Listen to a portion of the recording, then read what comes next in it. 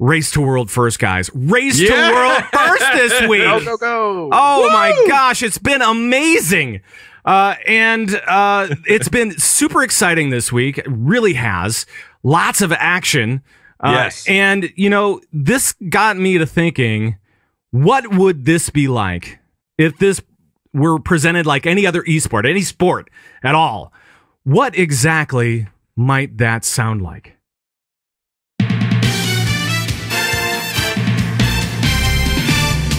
The Azeroth Sports Network presents the World of Warcraft Mythic Highmaul Race to World First. I'm your host, Johnny Flapjack, and with me in the booth, as always, it's Charlie Tuna. Charlie Tuna here, swimming upstream, and we've got a field of top-notch competitors from around the world ready to down some of the toughest bad boys in Draenor. 7 encounters and dozens of teams looking to make a big splash on the old WoW progress scoreboard.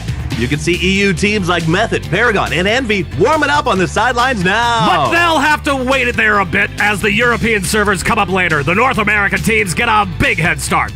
Teams like Blood Legion and Midwinter, one of the few alliance guilds expected to do well this lockout.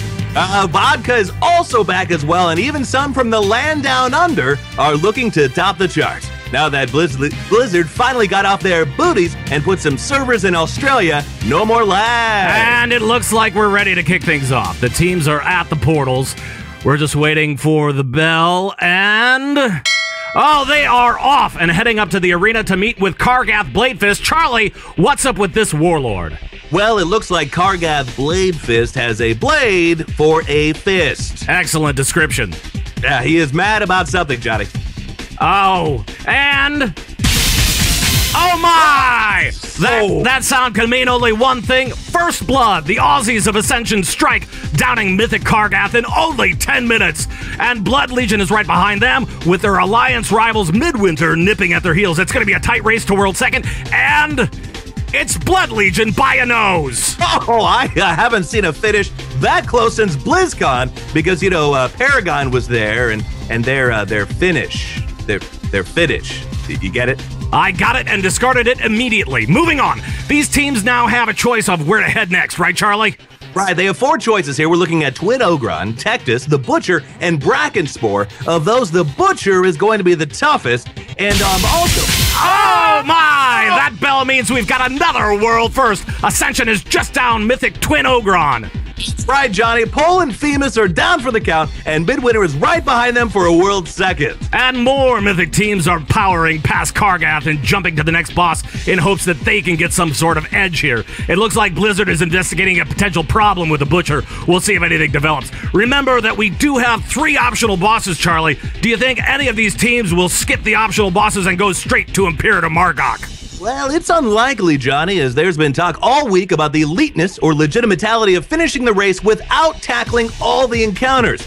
If you think Mythic Raiders don't QQ, just wait and see what happens if someone claims they won the race with only 4 bosses down. Fair enough. We now have even more teams killing Kargath to move on to their second boss, and even Blood Legion has decided to get some kills after all and move to Twin Ogron, which they just one-shot. They certainly did, Johnny. They spent a good chunk of time actually working on the Butcher. Hopefully they got their strats together. They're gonna need it. Oh my! And that means another world first. It's Ascension again. Brackenspore goes down. These Aussies truly bringing the thunder down under. Looks like Ascension is heading off to Korog. Where are the rest of our raiders at, Charlie? Well, it looks like we have almost 100 teams now past Mythic Kargath, almost 20 teams at 2 of 7, and also... oh my! Ascension has struck again with a Korog world first, making them 4 of 7. Oh my god, this is unbelievable. Midwinter...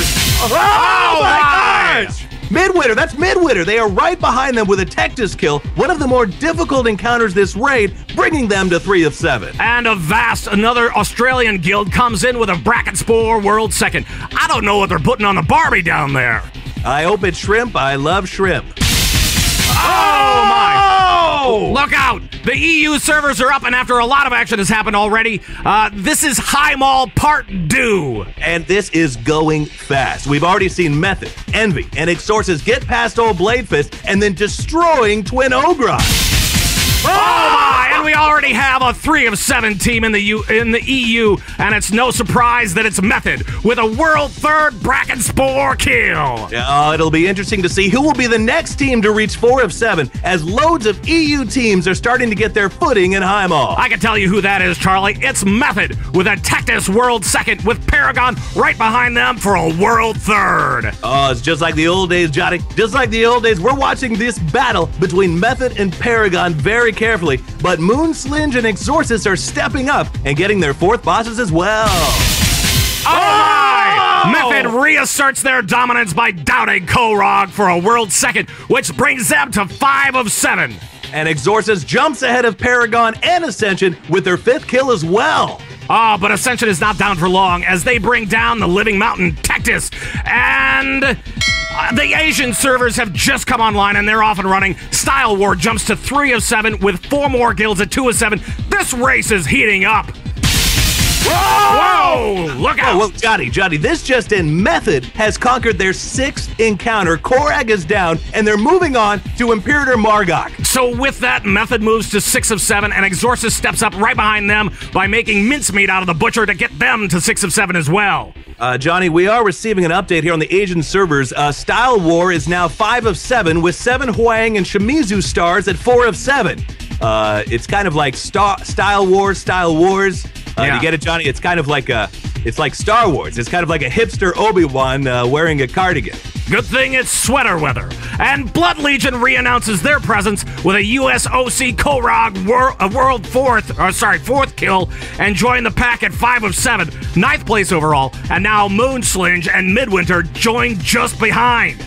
All right, so quick review. Method and Exorcist still in the lead with 6 of 7, working on Imperator Morgok, while the 5 of 7 groups keep swelling. And here comes the Asian Guild Style War, downing the Butcher, and now Ascension with a US first, world 4th kill of the Butcher, moving them to 6 of 7 as well. So we have 5 guilds, 6 of 7. Paragon is technically 5 of 7, but they're working on Imperator Margok. I gotta tell you, Johnny, this could get messy if they down Margok without conquering the Butcher. But more on that if it happens. Oh! Speaking of the Butcher, here comes Blood Legion for a US second world 6 kill, and right behind them is Midwinter, both teams now 6 of 7.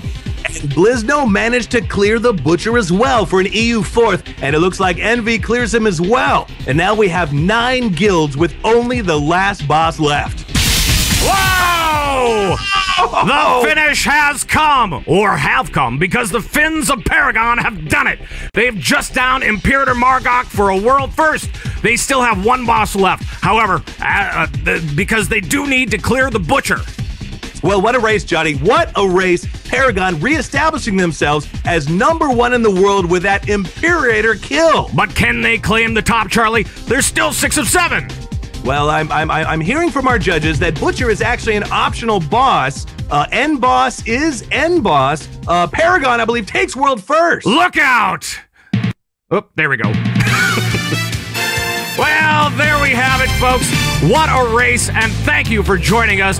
For Charlie Tuna, I am Johnny Flapjack. We'll see you next time on the Azeroth Sports Network.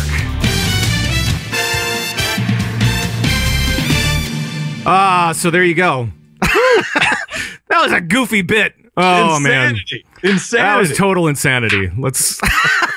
Got the slow clap from Derevka. We got a slow clap from Derevka, so that works. Was great. That was great. So we actually did that live. A lot of people we didn't scrub until really the end. Recorded. I'm like, nope, this is dead on live. Yeah, this is all live. This is all live, people. And I believe we did get an update actually during the thing that Paragon actually did go 7 for 7 and cleared all of Highmaul, which is great. Before everybody else too. So congratulations to Paragon. Woo! You have shown your dominance once again.